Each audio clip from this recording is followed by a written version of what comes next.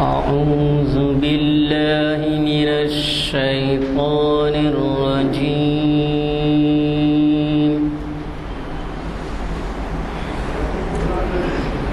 بسم الله الرحمن الرحيم.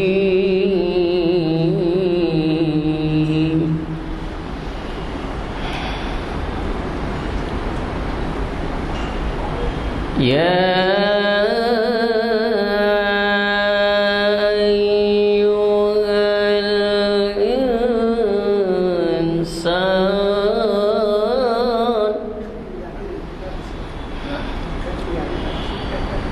ما غرك بربك الكريم.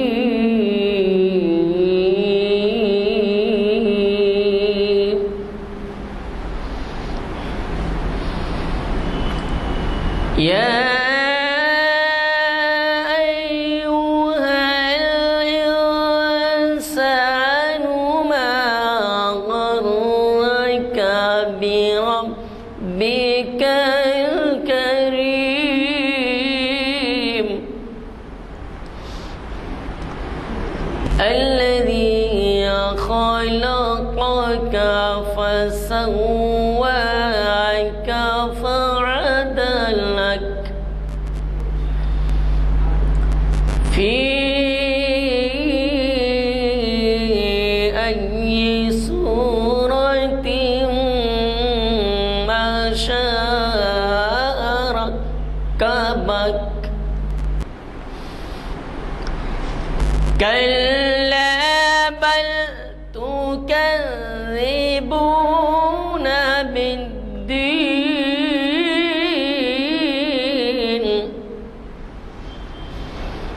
وإن عليكم لحافظين كراما كاتبين يعلمون ما تفعلون. إن الأبرار لفي نعيم وإن الفجار لفي جحيم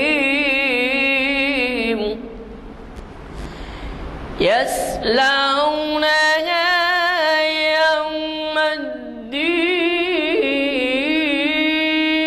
الدين وما هم عنها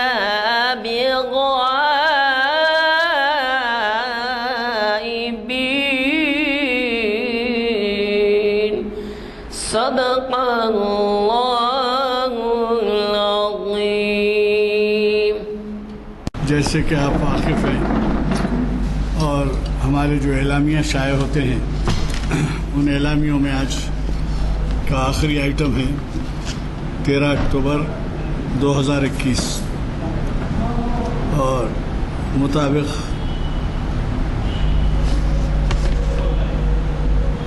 4 ربیع الاول 1433 ہجری روز شہر جمعہ بعد اثر. جیسے کہ ہمارے اعلامیہ میں بتایا گیا ہے آج ہمیں سننا ہے پروفیسر مجید بیدار کو جن کو آپ نے کئی مرتبہ یہاں سنا ہے اور انہوں نے بہت اہم عنوان دیا ہے اقبال کی شاعری نوائے پریشاں یا پیغام سروش. حضرات یہ محفل 1048ویں ہے یعنی آپ اندازہ لگائیے 45 محافل ہر سال ہوتے ہیں ہر مہینہ ہوتے ہیں 45 محفل ہر سال ہوتے ہیں یعنی 10 سال میں 450. تو اب یہ جو ہے 1048ویں نشست ہے محفل اقبال شناسی کی. यानी 900 में 10-20 साल हो गए। ये जामा मस्जिद अलिया गंगौली के कॉन्फ्रेंस हॉल में हर चार शंबा महफिल इकबाल शनासी मुनक़िद होती है। मैं इसलिए दोहरा रहा हूँ कि आधे हज़रात तो हैं जो हमेशा ही आते हैं, लेकिन बाज़ हज़रात नए हैं, इसलिए भी उनसे वाकिफ़ियत होने के लिए भी मैं बता रहा हूँ। आज हमें प्रोफेसर मजीद बेदार मुखालिफ करने वाले हैं, वो अभी तशरीफ़ नहीं लाए। इकबाल की शायरी नवाए परेशान या पैगाम सरोश, इस उन्वान से वो मुखातिब कर रहे हैं। और आप प्रोफेसर मजीद बेदार साहब तारुफ मोहताज नहीं हैं, इसलिए कि वो एक तो ये कि वो उस्मानिया यूनिवर्सिटी के शोबे उर्दू के सदारत से वजीफ़ा पाए, और फिर दूसरे उन्होंने कई किताबें, कई मज़ामीन लिखे जो बहुत ही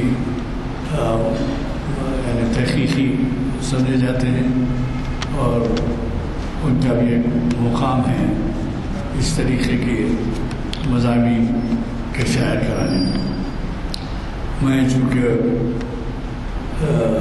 उनकी आमद का हमें इंतज़ार करना है, मैं गुजारिश करूँगा हमारे ज़ैनुल साहब से कि वो तशरीफ़ लाए हैं और कुछ मुखातिब करें, कुछ मेरे पास से वो जो अपना मुझे खुद से उन्होंने मेहमान नाम से ये किताब दी है मुझे, अगर ये भी पढ़ दे तो काफ़ी। तबाशुदा एक कागज़ है, वो आपको सुनाता हूँ, जिसमें नमाज के मुताल्लिक़ ज़िक्र है। नमाज क्या है, या नमाज, लफ्ज़ नमाज कहाँ से आया है, कैसा आया है। नमाज का असल संस्कृत ज़बान में है। मुल्क की तक़सीम हमारे लिए कई पहलुओं से तकलीफ़ दे थी। ये सारी चीज़ें रिपीट कर लीजिए किस्सा हुआ मुल्क का। आखिर में बात यह है कि एक अजीब, एक ताज्जुब खेज़ सबूत मुसलमानों की बुनियादी इबादत नमाज से मिलता है। नमाज अरबी ज़बान का लफ्ज़ नहीं है, कुरान में ये लफ्ज़ कहीं नहीं आया है। अरबी में इसे सलात कहते हैं। मस्जिदों से जो अज़ा होती है उसमें कहा जाता है हय्या अलस्सलाह, आओ नमाज की तरफ। मुस्लिम आलिमों से दरियाफ्त किया गया तो नमाज का लफ्ज़ कहाँ से आया, तो उन्होंने कहा कि ये फ़ारसी ज़बान का लफ्ज़ है, मगर फ़ारसी में हमें इस लफ्ज़ का मज़दर नहीं मिलता। संस्कृत में हर लफ्ज़ का एक मज़दर होता है, और ऐसे ही अरबी और फ़ारसी में भी होता है। नमाज का मज़दर अगर नम हो तो नम के माने हैं गीला या फीका, भीगा हुआ, नम। इससे नमाज का कोई मफ़हूम नहीं मिलता। दुनिया की एक ही ज़बान है जहाँ हम नम लफ्ज़ से नमाज का मफ़हूम निकलता है। नम संस्कृत में सर झुकाने को कहते हैं। नम संस्कृत में सर झुकाने को कहते हैं, और राजवेदक में लफ्ज़ है जिसका एक माने है अजनमा। अजनमा जिसने दूसरों को पैदा किया। अजनमा जिसने दूसरों को पैदा किया। चलिए आगे चलते हैं। अजनमा को नमन, नमाज, नून मीम अलीफ जीम, नमाज। लफ्ज़ भारत से ईरान जाकर फ़ारसी में नमाज कहलाया। भारत से ईरान जाकर फ़ारसी में नमाज कहलाया। ख्याल रहे कि पैगम्बर हज़रत मोहम्मद के दौरे हयात में ही मुस्लिम ताजरों के ज़रिए इस्लाम जनूबी भारत में फैलना शुरू हो गया था। भारत के शुरुआती 9 मुस्लिमों ने 7वीं सदी में सलात का नाम अपनी मादरी ज़बान संस्कृत में नमाज नून मीम अलिफ जीम नमाज रखा और तभी से सारे मुल्क के मुसलमान अपनी बुनियादी इबादत का नाम अरबी के बजाय संस्कृत में लेते चले आ रहे हैं। आइए इस अनोखी हकीकत की तरफ कि सिर्फ भारत ही नहीं बल्कि दूसरे मुल्कों में भी, जैसे पाकिस्तान, बांग्लादेश, नेपाल, श्रीलंका के मुसलमान भी सलात लफ्ज़ नहीं बोलते बल्कि उसे नमाज कहते हैं। ये ममालिक कुछ अरसे क़ब्ल तक भारत का हिस्सा थे, समझे, और फिर आगे बढ़ते हुए टुकड़े हो गए। इसी तरह मुसलमान की बुनियादी इबादत नमाज से भी क़दीम भारत की सरहदों का पता चलता है। यानी इस्लाम किस तरह कहाँ कहाँ था क़दीम भारत में, जब हमारे ताजर वगैरह आने लगे तो अब समझिए नमाज लफ्ज़ संस्कृत ज़बान का लफ्ज़ है नमाज। अस्सलाम वालेकुम। आइए भाई। रजीम बिस्मिल्लाहिर्रहमानिर्रहीम। शायरी और शायरी के तवस्सुत से पूरी मशरक़ी दुनिया में एक अजीब मिजाज रहा है। ये समझा जाता रहा कि रूमानियत, हुस्न व इश्क और उसकी दास्तानों को बयान करना शायरी है, क्योंकि जितनी भी मशरक़ी ज़बानें हैं उनमें बतौर ख़ास सबसे क़दीम ज़बान जिसे अरबी कहते हैं और फ़ारसी ज़बान, तुर्की ज़बान, हिंदुस्तान में संस्कृत ज़बान, इन ज़बानों के मिजाज की खुसूसियत ही यही थी कि लोग शायरी करना यही समझते थे कि मुबालगा, झूठ, गलत बात को अगर पेश किया जाए वो शायरी है, उसी को शायरी समझा जाता था। हकीकत पर मबनी कोई चीज़ कह दी जाए तो उसको शायरी समझा नहीं जाता था। लाजमी है शायरी के इस मिजाज को, इस रवैये को, इस सोच को, इस अंदाज को बदलने की कोशिश कब हुई, क्यों हुई, कैसे हुई और उसके क्या फ़ायदे हुए और उसका असर अल्लामा इक़बाल की शायरी पे किस हद तक है। इक़बाल ने खुद कहा था, मेरी नवाए परेशान को शायरी न समझ कि मैं हूँ महरम राज़े दरून मैं खाना। तो इक़बाल ने अपने शेर के ज़रिए बता दिया, मगर उन्होंने एक अहम बात कही जो शेरी मिजाज की हकीकत है। शायरी को नवाए परेशानी समझा जाता था, नवाए हकीकत नहीं समझाता था। यानी वो परेशान ख़याली, जबकि इंसान के मिजाज पर कोई सदाकत शामिल ना हो और वो कोई हकीकत बयान करने के बजाय मुबालगा कर रहा हो, मावराई बात कर रहा हो, दुनिया की हकीकतों से हटकर जिन, परी, देव, राक्षस का जिक्र कर रहा हो, उस किस्म के मिजाज को नवाए परेशान। मगर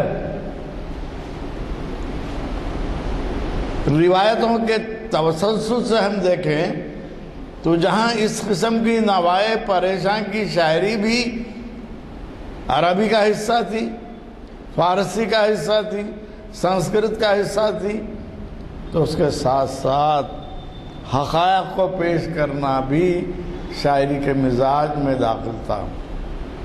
लाजमी है 800 साल का तवील अरसा गुजर गया। इन 800 सालों में मसनवी मौलाना रूम को कोई भूल नहीं सका, मौलाना रूम की शायरी को नज़रअंदाज नहीं कर सका कि उनकी शायरी नवाए परेशान नहीं थी, बल्कि उनकी शायरी हकीकत पसंद और इंसान को इंसानियत के दायरे में लाकर हैवानियत से निकालने का दर्स देती थी। دنیا کی ہر زبان میں مثنوی مولانا روم کے ترجمے ہوئے. کیوں ہوئے؟ کیونکہ اس میں ویسی اہم بات تھی. موجودہ دور میں مزاجوں میں تبدیلی اور سورسز کے بڑھ جانے کی وجہ سے انسان کو سنجیدہ چیز سے دلچسپی نہیں بلکہ توجہ کو بانٹنے والی چیزوں سے دلچسپی بڑھ گئی ہے. اب ہماری حکومتیں بھی گارڈنز بنا رہے ہیں. انسان کو سچی خوشی دینے والی چیز کیا ہے وہ ابھی تک کوئی حکومت اندازہ نہیں لگا سکی. دیکھیے شہر بڑھ گیا ہے. آج سے 30 سال پہلے بھی وہی شہر تھا مگر مسائل 15 منٹ کی بارش کے ساتھ شہر کے تمام سڑکیں جھیلوں میں تبدیل ہو رہی ہیں. ترقی ہو رہی ہے. ٹریفک کو راستہ دینے کے لیے بڑے بڑے طریقے اختیار کیے جا رہے ہیں مگر انسان کو انسانیت سے ہٹتے ہوئے رویوں کو ختم کرنے کے لیے کوئی تدبیر نہیں. اس تدبیر کو سیکھنا ہے، حاصل کرنا ہے، خود میں شامل کر کے دوسروں میں منتقل کرنا ہے. تو اس کے لیے عہد حاضر کے شاعر علامہ اقبال کی شاعری کا مطالعہ، مشاہدہ اور اس کی تفہیم ضروری ہے. اور ایسی محفلوں کا انعقاد کا مقصد بھی وہی ہے. میں بتا رہا تھا طویل عرصے تک بلکہ ہمارا اردو ادب کا تمام تر سرمایہ بمشکل تمام 500-600 سال پر مشتمل ہے.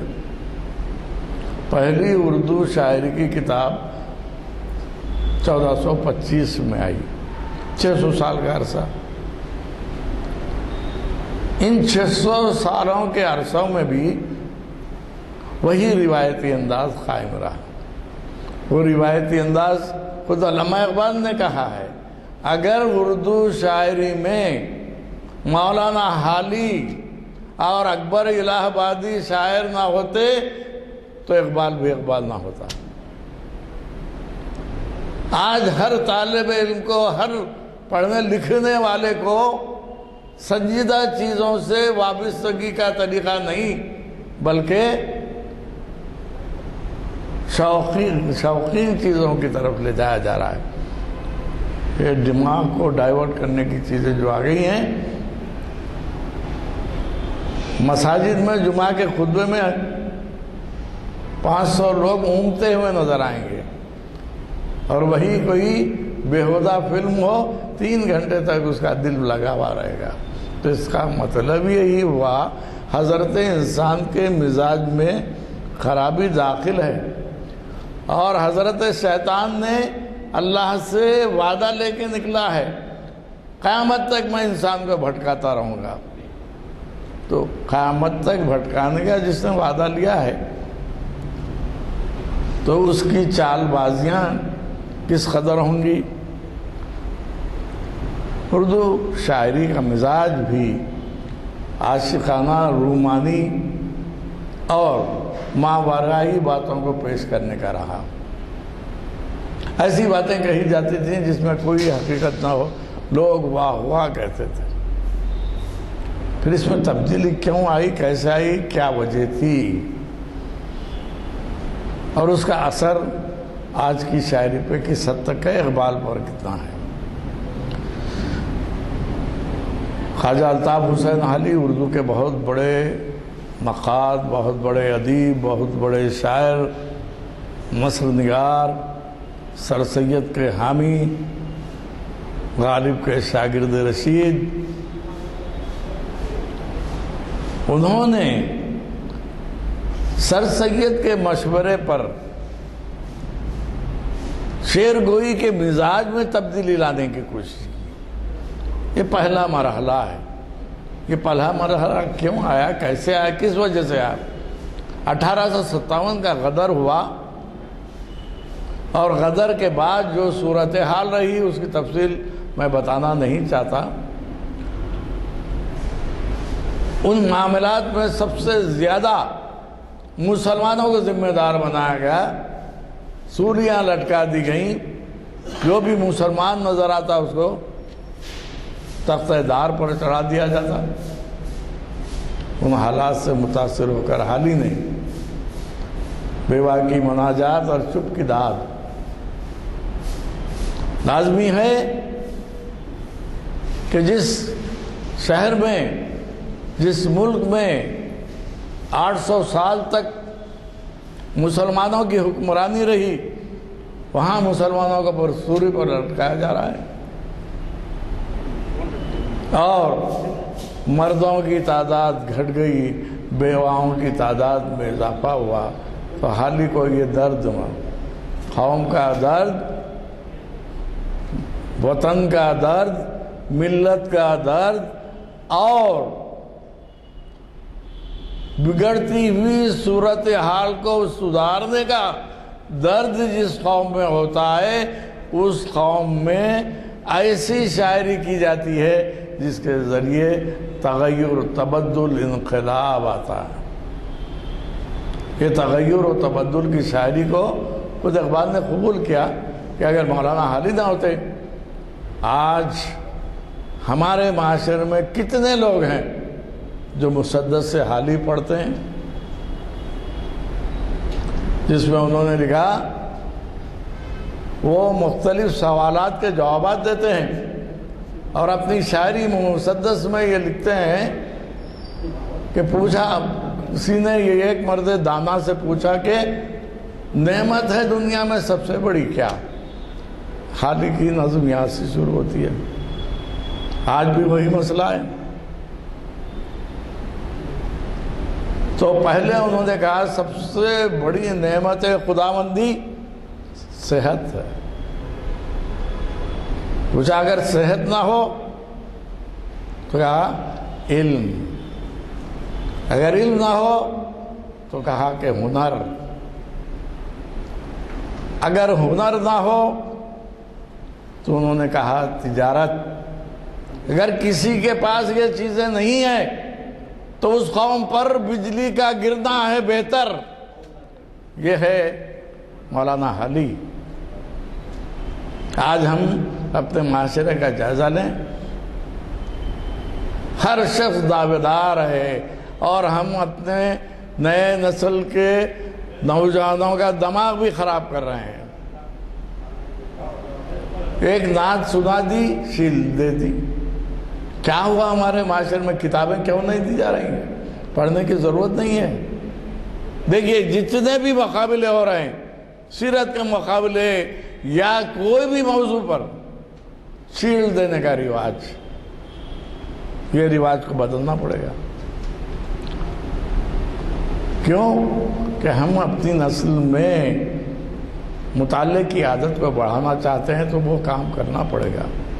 اور آج کا معاشرہ ایسا ہے کہ کوئی کتاب دے تو لینے والا مذاق اڑاتا ہے اس کا، کیسے جو ہے رویے بدل رہا ہے۔ ہاں تو میں یہ بتا رہا تھا کہ اقبال نے اپنی شاعری کے ذریعے پیام دیا، اور اس کو انہوں نے نوائے پریشاں کہنا چاہیے یا پیغام سروش کہنا چاہیے۔ اس کے بارے میں فیصلہ کرنے کا حق ہم سب کو دے دیا۔ غزل کی شاعری ہو یا نظم کی شاعری ہو، مثنوی کی شاعری ہو یا پھر وہ شاعری جو دلوں پر اثر انداز ہوتی ہے۔ آخر جو ہے نوائے پریشاں کیا ہوتی ہے اور پیغام سروش کیا ہوتا ہے؟ انسانوں میں تبدل و تغیر و انقلاب لانے کا جو مرحلہ ہوگا، اس مرحلے کو اختیار کرنا پیغام سروش۔ ہم کس حد تک اپنے آپ میں تبدیلی لانے یا اپنے معاشرے میں، اپنے قوم میں، اپنے طریقوں میں تبدیلی لانے کے بارے میں سوچ رہے ہیں۔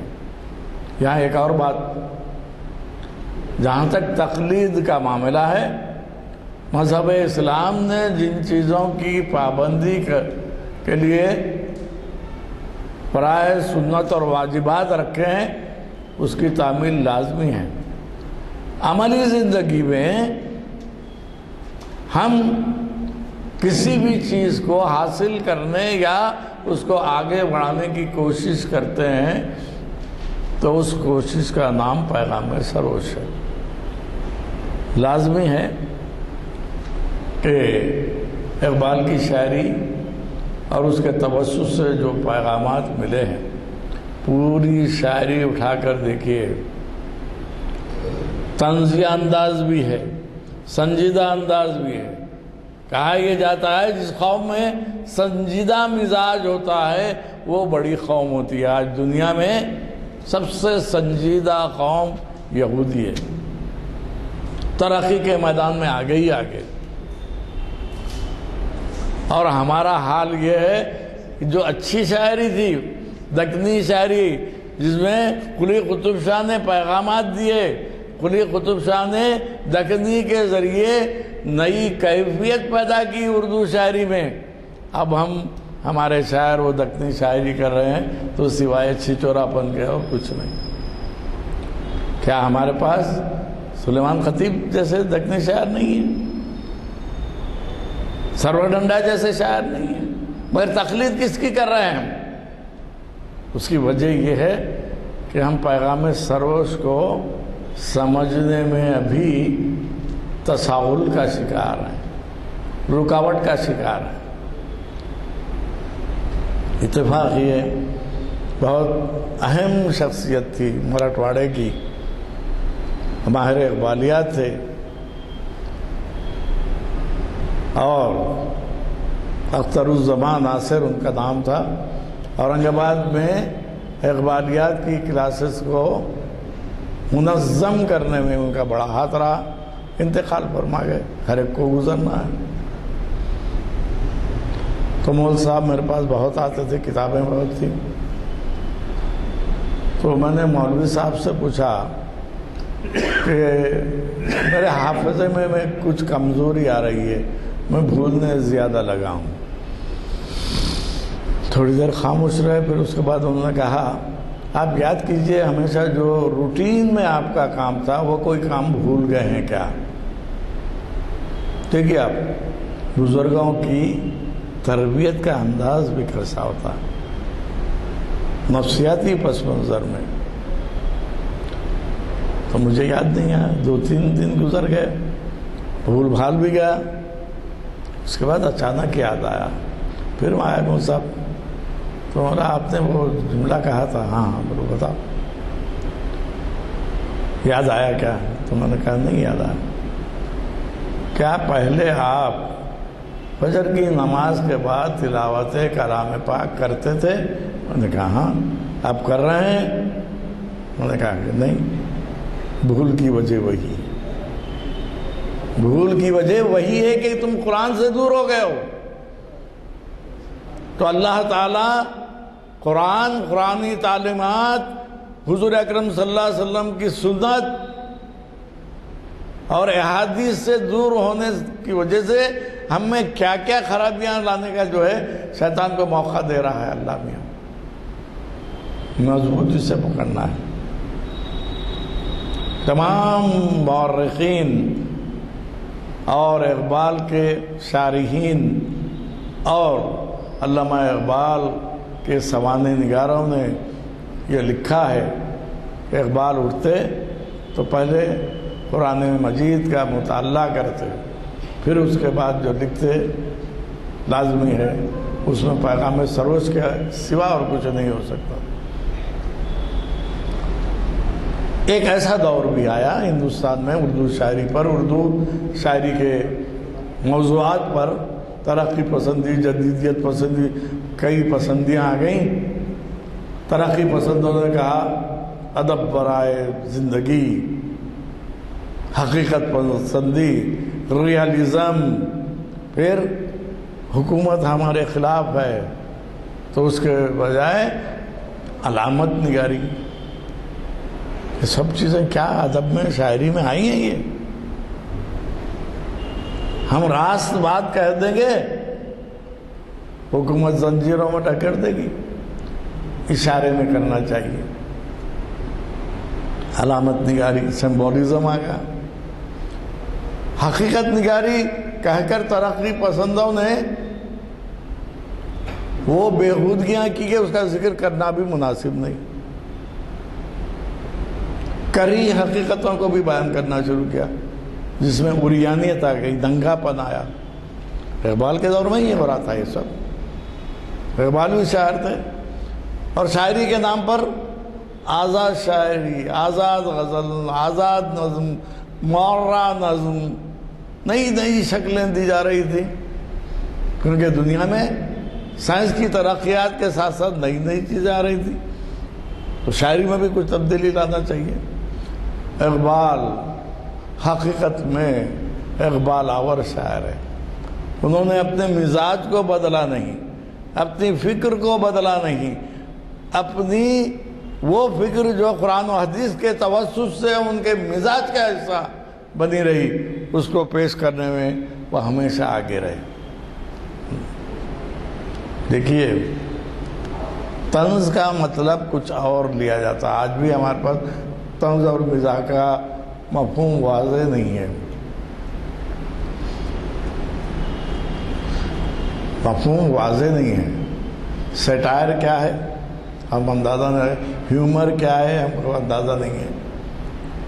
ہم دونوں کو ایک ہی چیز سمجھتے، مگر اقبال نے طنز اور مزاح کے فرق کو اپنے اشعار کے ذریعے. ملا کو جو ہے ہند میں سجدے کی اجازت، دیکھیے آپ کتنا بڑا طنز ہے. ملا کو جو ہے ہند میں سجدے کی اجازت، نادان یہ سمجھتا ہے کہ اسلام ہے آزاد. پھر ہند کے شاعروں، افسانہ گروں، ہند کے شاعروں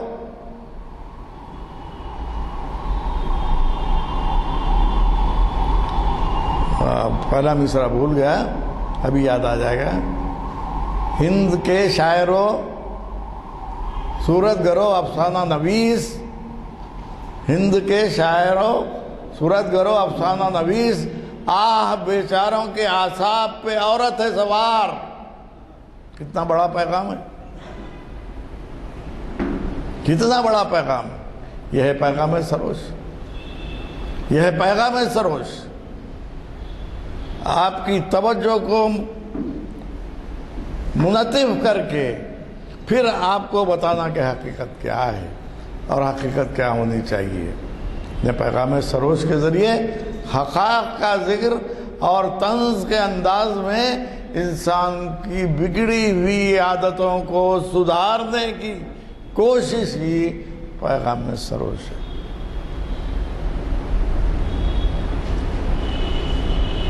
کشمیر سے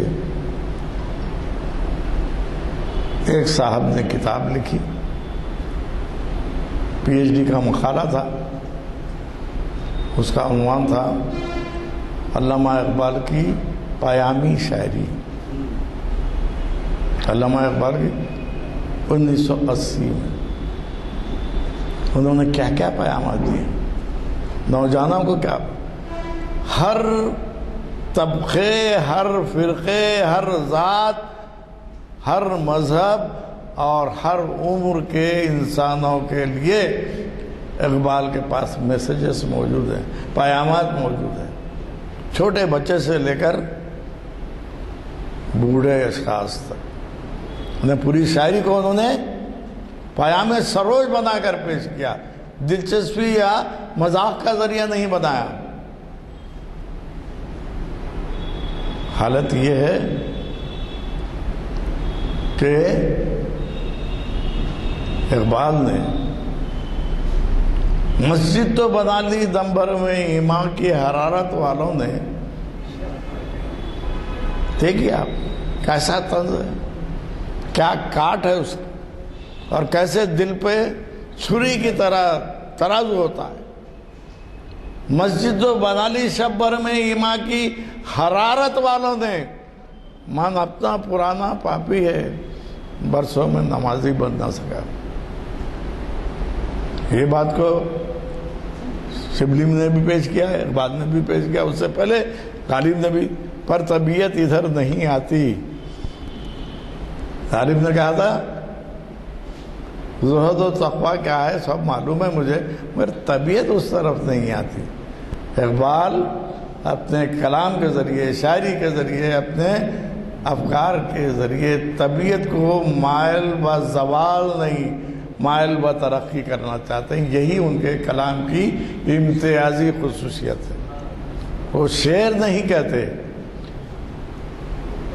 وہ درون میخانہ کے رازداں ہیں، اور یہ راز اللہ تعالیٰ ہر بندے پر نہیں کھولتا۔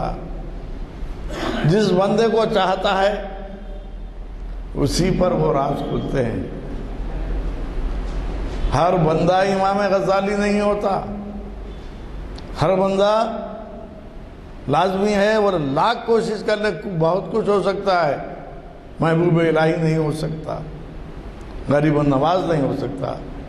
تو اللہ تعالیٰ جن شخصیتوں کو، جن لوگوں کو، جن افراد کو منتخب کرتا ہے، ان کو ہی یہ چیزیں عطا ہوتی ہیں، خدا داد صلاحیت۔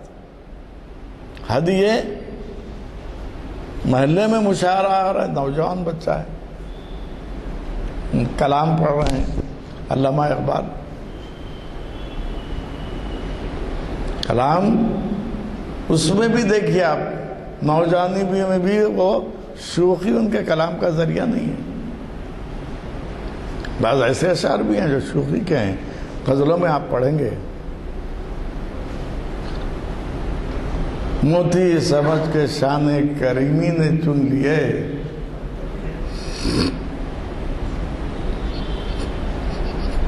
شاعر نہیں ہے، دل کی کیفیت کو آپ کے سامنے پیش کر رہا ہے۔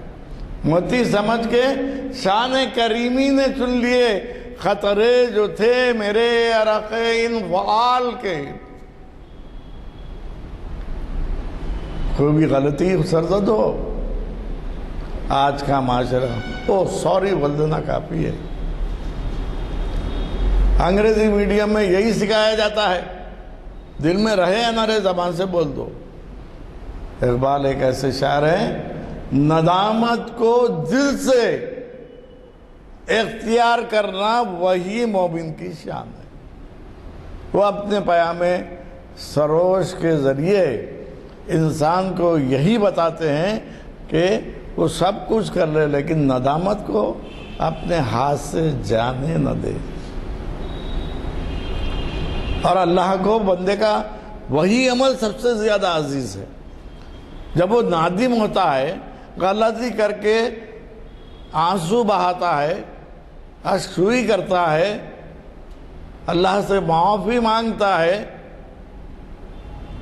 تو اللہ تعالیٰ اسے معاف کر دیتا ہے۔ تو کہنے کا مطلب یہ کہ کلام یا شاعری کے ذریعے اقبال نے لفظیات کا جنگل نہیں کھڑا کیا، معنی آفریدی کو پیش نظر نہیں رکھا، خیال کو پیش کر کے کوئی بھی غلط بات نہیں کہی۔ وہی حقیقتیں جو انسان کی، سماج کی، معاشرے کی اور معاشرت کی ہیں، ان حقیقتوں میں تبدیلی لانے کا پیام۔ پہلی چیز تو انسان کی اپنی زندگی میں تبدیلی لانا، یہ اقبال کی شاعری کا بنیادی مزاج رہا ہے۔ معذرت خواہ ہوں، آنے میں تاخیر ہو گئی، اور جو ہے کوشش تو یہی ہوتی ہے کہ ایسے محافل میں کثرت سے شریک ہوں۔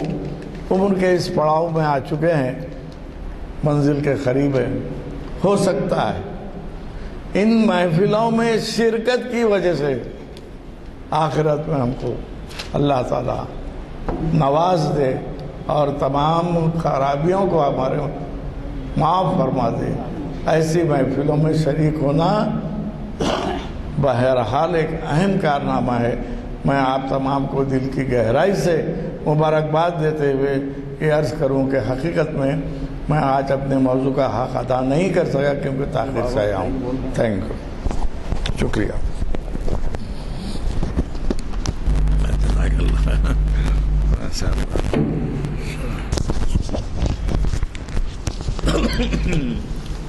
السلام علیکم حضرات. مجھے آپ کے دیر سے آنے کی وجہ سے یہ شبہ ہو گیا تھا کہ کہیں ٹریفک وغیرہ کا کچھ دیر پہلے یہاں مسئلہ پیدا ہو گیا تھا کافی، کیونکہ وہ آج کچھ تہوار بدکما کے نام سے ہے. اس وجہ سے مسجد کے اطراف اور اس محلے میں اور ادھر سب پابندیاں ہو گئی تھیں. لیکن اللہ کا لاکھ لاکھ شکر ہے کہ ہماری محفل کو ڈسٹرب نہیں ہوا، محفل کوئی ڈسٹرب نہیں ہوا. ذرا یہ پرچے دے دو، تقسیم دے دو، ہر ایک کو دو دو چار چار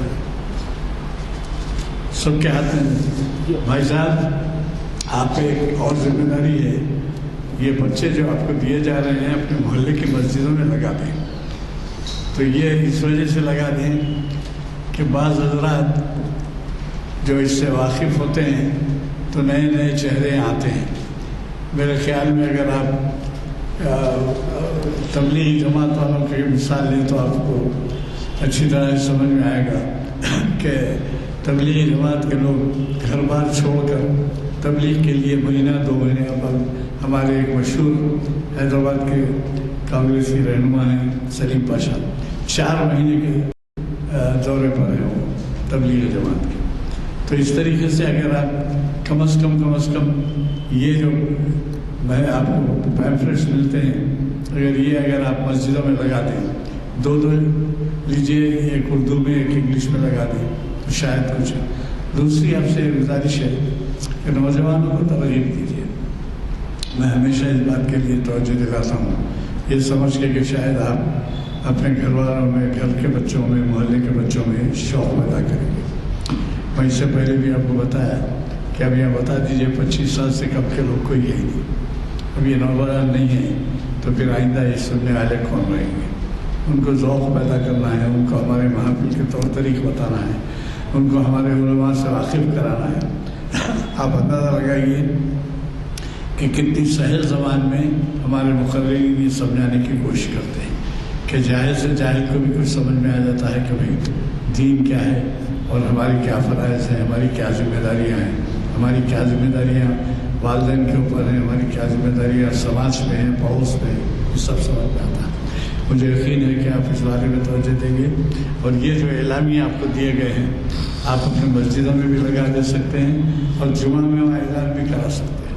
اب آج چہارشنبہ ہے، کل پرسوں جمعہ میں اعلان کرنے کے لیے ہوئی، بڑی خوشی سے اعلان ہوگا مسجدوں میں اور اس کی وجہ سے کئی لوگوں کو استفادے کا موقع ملے گا. مجھے بہت خوشی ہے.